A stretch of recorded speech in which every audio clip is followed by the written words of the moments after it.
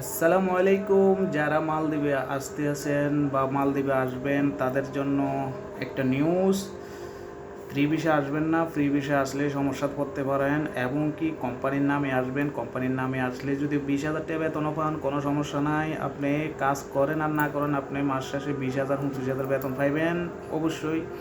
আর আপনারা যে এজেন্সির কথা শুনে আপনারা ফ্রি ভিসা অবশ্যই আসবেন না, কারণ ফ্রি ভিসা আসলে আপনার ভিসা আপনার রুম টোম এইগুলো সব আপনার উপরে দায়িত্ব পড়ে যাব।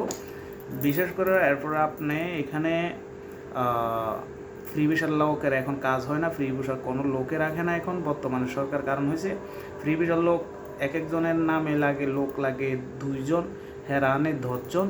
এই কারণে এই সরকার আইন করছে যদি ফ্রি ভিসা কোনো লোক অন্য কোনো কাজ করা যাবে না, যেই মালিকের লোক সেই মালিকের এখানে কাজ করতে হবে। সো গাইজ বুঝতে পারছেন মালদ্বীপের পরিস্থিতি এখন খারাপ এতটুকু। আর ধরতে পারলে ইমিগ্রেশন লোক রিপোর্ট করে পাঠাইতে আছে, আপনি 10 লাখ টাকা দিয়ে আনেন বা 6 লাখ টাকা দিয়ে আসেন, আসলে আপনাকে এখানে থাকার কোনো চান্স দিবে না, ঠিক আছে। তো যে এজেন্সি তৈরি আসবেন, যে লোকের মাধ্যমে আসবেন, ভাই কোম্পানির নামে তো ভিসা ঠিক আছে, তবে যে কোম্পানিতে আমি যাচ্ছি সেই কোম্পানির যে ভিসা সেই কোম্পানিতে আমাকে কাজ দিতে হবে। ফ্রি ভিসা আমি কাজ করবো না। তো ভালো থাকবেন, আসসালামু আলাইকুম।